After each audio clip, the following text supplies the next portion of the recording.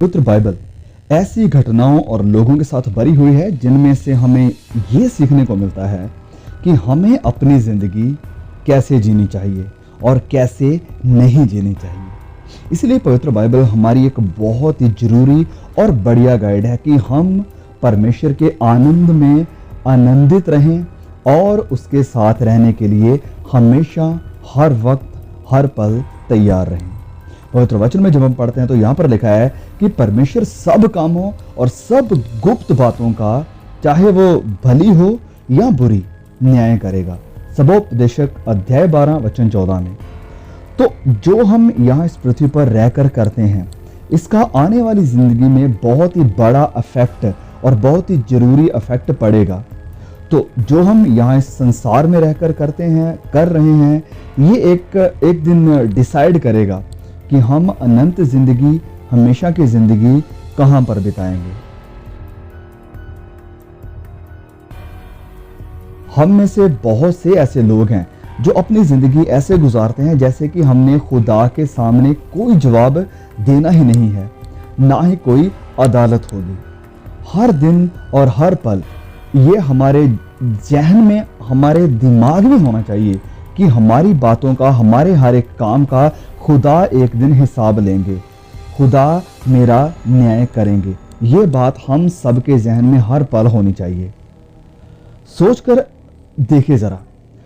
देखिए कि लोग कितनी अलग जिंदगी जीना शुरू कर देंगे अगर ये बात हर वक्त उनके सामने या उनके दिमाग में रहेगी कि मेरी इस बात का, मेरे इस काम का खुदा हिसाब लेंगे, खुदा न्याय करेंगे।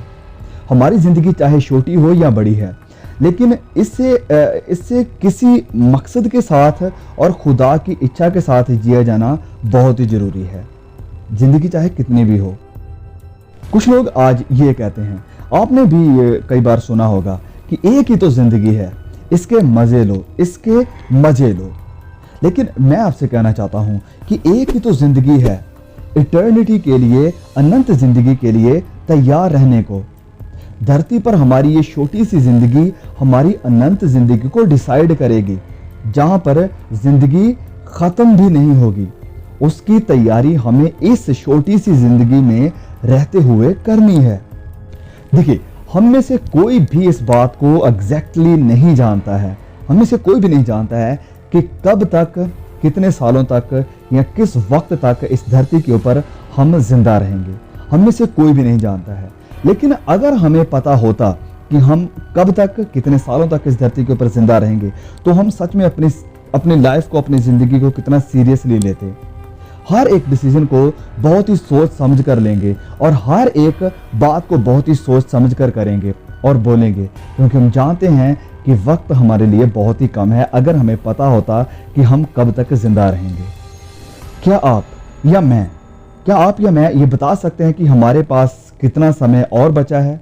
नहीं, हम में से कोई भी नहीं बता सकता है, क्योंकि हमारी जिंदगी की कोई भी वैलिडिटी नहीं है। यह कभी भी रुक सकती है, कभी भी खत्म हो सकती है, कभी भी फुल स्टॉप लग सकता है। लूका अध्याय 16 में प्रभु यीशु एक कहानी बताते हैं। ये कहानी है, दृष्टांत नहीं है। कहानी बताते हैं प्रभु यीशु एक धनी इंसान की और एक गरीब लाजरस की। और इस कहानी में हमारे लिए सीखने के लिए बहुत सारे जरूरी लेसन्स हैं। लूका अध्याय 16 वचन 19 और 23 तक में यूं लिखा है कि एक धनवान मनुष्य था जो बैंगनी कपड़े और मलमल पहनता और प्रतिदिन सुख विलास और धूमधाम के साथ रहता था। और लाजरस नाम का एक कंगाल घावों के साथ भरा हुआ उसकी डेवड़ी पर छोड़ दिया जाता था। और वह चाहता था कि भगवान की जो धनवान है उसकी मेज पर की जूठन से अपना पेट भरे। वरन कुत्ते भी आकर, वचन में लिखा है, कि उसके घावों को चाटते थे। और ऐसा हुआ कि वह कंगाल मर गया और स्वर्गदूतों ने उसे लेकर अब्राहम की गोद में पहुंचाया। और वह धनवान भी मरा और गाड़ा गया और अधोलोक में उसने पीड़ा में पड़े हुए अपनी आंखें उठाई और दूर से अब्राहम की गोद में लाजरस को देखा। यह मायने नहीं रखता है कि आपकी एजुकेशन क्या है, आपका स्टेटस क्या है, आपका पॉलिटिकल स्टेटस क्या है, या आप लंबे हैं या छोटे हैं, या अमीर हैं या गरीब हैं, एक चीज है जो सभी लोगों को कॉमन कर देती है, सभी लोगों को एक समान बना देती है, और वो है मौत।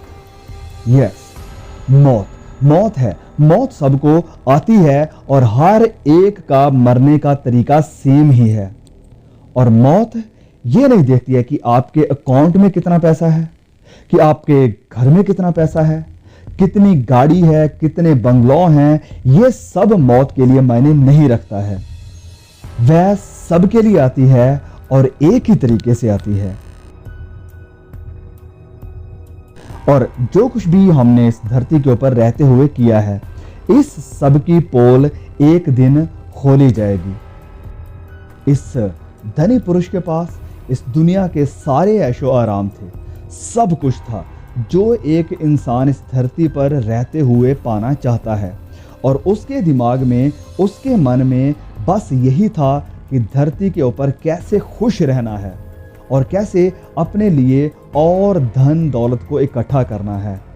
लेकिन एक चीज उसके दिमाग में, उसके मन में कभी नहीं थी, और वह था परमेश्वर का डर। He never lived with eternity in his mind. Never. He never lived with it. और बिल्कुल ऐसे ही, बिल्कुल इस धनी पुरुष की तरह ही आज बहुत से लोग अपना सफर उस अनंत जिंदगी की तरफ कर रहे हैं, अनंत जिंदगी की तरफ कर रहे हैं। और ये बात कभी भी दिमाग में, मन में नहीं आती कि एक दिन हमें परमेश्वर के सामने खड़े होना है और अपने हर एक काम का, हर एक बात का हिसाब देना है। और इस चीज की वह कोई भी तैयारी नहीं करते हैं। कुछ लोगों को उनके धन दौलत ने, उनके बिजनेस ने, उनके बैंक अकाउंट ने, उनके टैलेंट्स ने, उनके जो भी उनके पास है, इतना अंधा कर दिया है कि बस उनके मन में, उनके दिमाग में हर वक्त यही चलता रहता है। They are obsessed with the worldly things. लेकिन वह एक इस बात को नहीं समझते हैं कि धन दौलत उनके लिए स्वर्ग में, अनंत जिंदगी में जगह नहीं खरीद सकता है। कुछ लोग अंधे हो चुके हैं अपनी पॉलिटिकल पावर के साथ, और कुछ लोग गुमराह हैं इस धरती और धरती की अभिलाषाओं के साथ। देखिए, आपका सर्टिफिकेट, आपकी डिग्री, आपकी अचीवमेंट, ये सब कुछ आपको लाइसेंस नहीं देगा कि आप स्वर्ग में जा सकें या परमेश्वर के साथ अनंत जिंदगी गुजार सकें। और एक सच्चाई ये भी है कि जब मौत आपके दरवाजे के ऊपर दस्तक देगी, तो आप कोई भी बहाना उसके सामने नहीं बना पाएंगे। आप उसे नहीं कह पाएंगे कि प्लीज़ थोड़ा वेट कीजिए, मेरी ज़िंदगी अभी सही नहीं है, मुझे इसे सही करने दो, मैंने अभी तौबा नहीं की है, प्लीज़ मुझे तौबा करने दो, मेरे अभी फैमिली में बहुत सारे इश्यूज़ हैं, प्लीज़ मुझे उन इश्यूज़ को सॉल्व करने दो, मेरे रिलेशनल इशू हैं, मुझे उन्हें सही करने दो। ये सारा मौका जब मौत आएगी तो आपको या मुझे नहीं दिया जाएगा। फिर आप अच्छी तरह से जानते हैं, जैसे मैंने पहले भी कहा है, कि हम नहीं जानते हैं कि मौत कब हमारे डोर के ऊपर, दरवाजे के ऊपर दस्तक देगी। और एक बात पक्की है कि अमीर और गरीब, जवान और बूढ़े, कमज़ोर और ताकतवर, सभी एक दिन मौत के सामने खड़े होंगे, मौत का सामना करेंगे। सभी को करना पड़ेगा, सभी को एक दिन इस धरती को, इस दुनिया को, अपने घर परिवार को छोड़ना है और परमेश्वर के सामने जाकर खड़े होना है कि उनका न्याय किया जाए, उनकी ज़िंदगी का हिसाब किताब लिया जाए। तो मैं आज आपसे गुजारिश करता हूँ, फरियाद करता हूँ, प्लीज़ आप अपनी ज़िंदगी इस धनी इंसान की तरह ना गुजारें कि आपके दिमाग में, आपके मन में सिर्फ ये संसार, इस संसार की अभिलाषाएं और संसार का धन दौलत और ऐशो आराम है, लेकिन परमेश्वर की, अनंत ज़िंदगी की और आने वाली क़यामत की कोई जगह नहीं है। प्लीज़ आप ऐसा मत बनिए। अब हाँ, मैं ये नहीं कह रहा हूँ कि ज़िंदगी को एंजॉय नहीं करना चाहिए या ज़िंदगी को इस धरती के ऊपर खुश रहकर नहीं गुजारना चाहिए। ज़िंदगी को एंजॉय करो, अपनी फैमिली के साथ वक्त बिताओ, बिजनेस करो, काम करो, ये सब कुछ ज़रूरी है। पैसे की भी हमारी ज़िंदगी में अहमियत है, जगह है, हमारे घर के लिए, परिवार के लिए, हर रोज़ की हमारी ज़रूरतों के लिए। लेकिन जो बात आती है वो ये है कि हमारा फोकस किस जगह पर है। क्या हमने हमारा फोकस इस दुनिया की अभिलाषाओं पर, या दुनिया के धन दौलत के ऊपर, या दुनिया की ऐशो आराम की तरफ है, या फिर ये परमेश्वर की तरफ है, अनंत ज़िंदगी की तरफ है। याद रखें कि इस दुनिया में हम हमेशा के लिए नहीं रहेंगे। आज हम हैं लेकिन कल को नहीं होंगे। याकूब अध्याय 4 वचन 14 में लिखा है, और नहीं जानते कि कल क्या होगा। सुन तो लो, तुम्हारा जीवन है ही क्या। तुम तो मानो दूध के समान हो, जो थोड़ी देर के लिए दिखाई देती है और फिर लोप हो जाती है। अब सोचिए जरा अपने बचपन को। ऐसा लगता है कि जैसे कल ही की बात है कि आप स्कूल जाते थे। ऐसा लगता है कि जैसे कल ही की बात है कि आपने कॉलेज ज्वाइन किया था। ऐसा लगता है कि जैसे कल ही की बात है कि आपने पहली बार साइकिल को चलाना या बाइक को चलाना सीखा था। और अब जब हम उस बीत गए वक्त के बारे में सोचते हैं तो लगता है कि इतनी जल्दी सब कुछ बीत गया। तो ऐसे ही है हमारी ज़िंदगी। हमारी सारी ज़िंदगी कब ख़त्म हो जाएगी, कब बीत जाएगी, हमें पता भी नहीं चलेगा। वचन सही कहता है कि हम तो मानो धुंध के समान हैं, जो थोड़ी देर के लिए दिखाई देती है और फिर लोप हो जाती है। हर गुजरता हुआ दिन आपको और मुझे मौत के करीब लेकर जा रहा है, न्याय के करीब लेकर जा रहा है, अनंत ज़िंदगी के करीब लेकर जा रहा है। लाजरस इस दुनिया में गरीब था, बीमार था, अकेला था, होमलेस था, लेकिन फिर भी उसकी गरीबी के बावजूद, बीमारी के बावजूद, अकेले होने के बावजूद उसे परमेश्वर के आराम में जगह मिली। He was not condemned for all these। दूसरी तरफ धनी इंसान, उसके पास सारे ऐशो आराम होने के बावजूद भी, हर तरह का सुख विलास होने के बावजूद भी, हर तरफ खुशी होने के बावजूद भी, हर तरफ अपने होने के बावजूद भी, बड़ा और महंगा घर होने के बावजूद भी वह तड़प रहा था, आग की पीड़ा में गया और परमेश्वर की तरफ से रिजेक्ट कर दिया गया। जब लाजर मरा तो शायद उसको दफनाने वाला, उसका अंतिम संस्कार करने वाला कोई नहीं था, लेकिन उसको लेने के लिए वचन में लिखा है कि स्वर्गदूत आए और वह अब्राहम की गोद में आराम में जा बैठा। और वहीं दूसरी तरफ धनी इंसान, जब वह मरा तो उसको दफनाने के लिए बड़े बड़े लोग आए होंगे, उसको बढ़िया सी कब्र में रखा गया होगा, उसकी कब्र को भी अच्छे से डेकोरेट किया गया होगा, लेकिन उसको लेने के लिए स्वर्गदूत नहीं आए और ना ही वह आराम में गया, वरन वह अनंत पीड़ा में, दर्द में और तकलीफ में गया।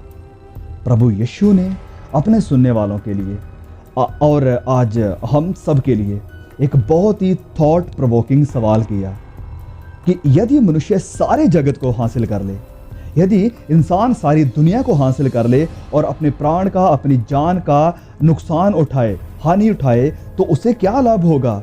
या मनुष्य अपने प्राण के बदले, अपनी जान के बदले क्या देगा? मत्ती अध्याय 16 वचन 26। आपका और मेरा प्राण धरती के ऊपर सबसे ज्यादा कीमती है। कोई भी चीज जो हम इस दुनिया के ऊपर, इस धरती के ऊपर रहते हुए बनाते हैं या कमाते हैं, वह हमारे प्राण के मुकाबले कुछ भी नहीं है, क्योंकि हमारे प्राण की, हमारी जान की वैल्यू हमेशा की है, इटर्निटी की है। बाकी सब कुछ तो यहीं पर रह जाएगा।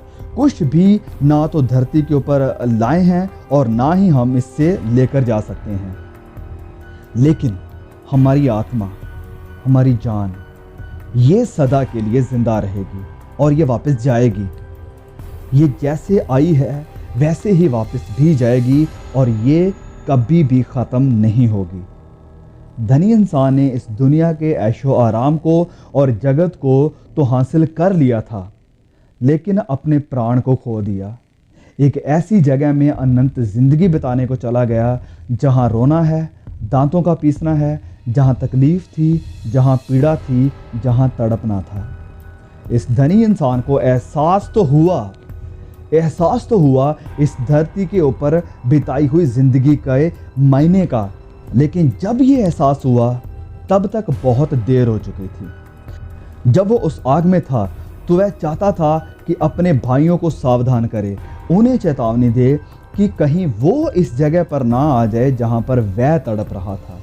तो इस धनी इंसान की ये कहानी हमें ये भी सिखाती है कि धन दौलत या अमीर होना गारंटी नहीं है कि आप हमेशा की ज़िंदगी सदा के आराम में बिताएंगे, और ना ही इसका मतलब ये है कि सारे अमीर लोग नरक में जाएंगे। ऐसा बिल्कुल नहीं है। परमेश्वर के आराम में प्रवेश करने की और स्वर्ग में जाने की गारंटी एक ही है, और वो है प्रभु यीशु का लहू। क्या आपने उस लहू के ऊपर विश्वास किया है जो आपकी निजात के लिए, आपके छुटकारे के लिए बहाया गया?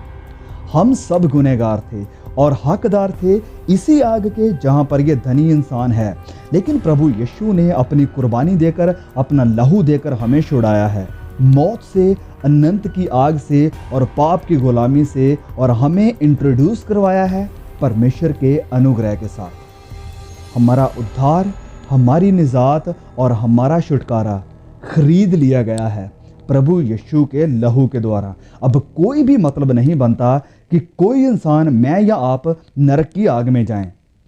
मुझे नहीं पता कि आपने क्या गलत काम किए हैं। मैं नहीं जानता कि आपके गुनाह, आपके पाप कितने बड़े हैं, लेकिन मैं एक बात जानता हूं कि प्रभु यीशु ने आपके गुनाहों को ले लिया है। प्रभु यीशु ने आपके गुनाहों की सारी सज़ा को ले लिया है और इसका दाम चुका दिया है अपना पवित्र लहू देकर। हाँ, आपकी गलतियां, आपके पाप बड़े हो सकते हैं, लेकिन प्रभु यीशु बहुत बड़े उद्धार करता हैं। प्रभु यीशु बहुत बड़े सेवियर हैं। आपके कोई भी पाप, कोई भी गुनाह इतना बड़ा नहीं हो सकता जिसे प्रभु यीशु का लहू साफ ना कर सके, जिसे प्रभु यीशु माफ ना कर सके। तीतुस अध्याय 2 वचन 11 और 12 में लिखा है, क्योंकि परमेश्वर का अनुग्रह प्रकट है जो सब मनुष्यों में उद्धार लाने में सक्षम है। क्योंकि परमेश्वर का अनुग्रह, परमेश्वर की दया, परमेश्वर की ग्रेस प्रकट है, रिवील हो चुकी है, जो सारे लोगों में, सब मनुष्यों में उद्धार लाने में सक्षम है, और हमें चिताता है कि हम अभक्ति और संसारिक अभिलाषाओं से मन फेर कर इस युग में संयम और धार्मिकता से और भक्ति के साथ जीवन बिताएं। परमेश्वर का अनुग्रह प्रकट है। वैसे तो नरक की आग हमारा निशाना था, लेकिन ये परमेश्वर का अनुग्रह जो प्रकट हुआ है, इसने सब कुछ बदल दिया है। इसमें सब कुछ अब चेंज हो चुका है। रास्ता खुदा ने खुद तैयार किया है। अब आप अपनी अनंत की जिंदगी को प्रभु यीशु में सिक्योर कर सकते हैं, सुरक्षित कर सकते हैं। रोमियो अध्याय 8 वचन 1 में लिखा है, इसलिए अब जो मसीह यीशु में हैं उन पर दंड की आज्ञा नहीं है। जो प्रभु यीशु में हैं, जो इस दाख में है, जो इस प्रभु यीशु मसीह में है, उन पर दंड की आज्ञा नहीं है। तो ये वचन कहता है कि जो मसीह यीशु में है, जो आत्मा में है, जो परमेश्वर में है, उनके ऊपर आग की, दंड की कोई भी आज्ञा नहीं है। हमें अंधेरे के कामों को छोड़कर रोशनी के कामों की तरफ मन लगाना चाहिए। शरीर पर मन लगाना तो मृत्यु है, परंतु आत्मा पर मन लगाना जीवन है और शांति है। रोमियो अध्याय 8 वचन 6। तो वचन कहता है कि आत्मा पर, प्रभु यीशु पर, परमेश्वर के ऊपर मन लगाना जीवन है और इसमें शांति है। तो आज ही से प्रभु यीशु के लिए जीना शुरू कर दें, प्रभु यीशु की आराधना करना शुरू कर दें, अपनी जिंदगी को उसके लिए पवित्र बनाना शुरू कर दें, अपने शरीरों को परमेश्वर के लिए भावता हुआ और पवित्र बलिदान करके चढ़ाओ, क्योंकि ये मायने रखता है कि हम इस पृथ्वी पर रहते हुए जिंदगी को कैसे गुजार रहे हैं, और जो फैसले हम इस धरती के ऊपर रहते हुए लेते हैं और जिस तरह की ज़िंदगी हम इस धरती के ऊपर बिताते हैं, ये एक दिन हमारी अनंत ज़िंदगी को, हमारी हमेशा की ज़िंदगी को अफेक्ट जरूर करेगी। May God bless you all through this message. Please share the message if you liked it, and जल्द मिलते हैं एक और नए वीडियो के साथ। खुदा मुझे, आपको, हम सबको संभाल के रखे।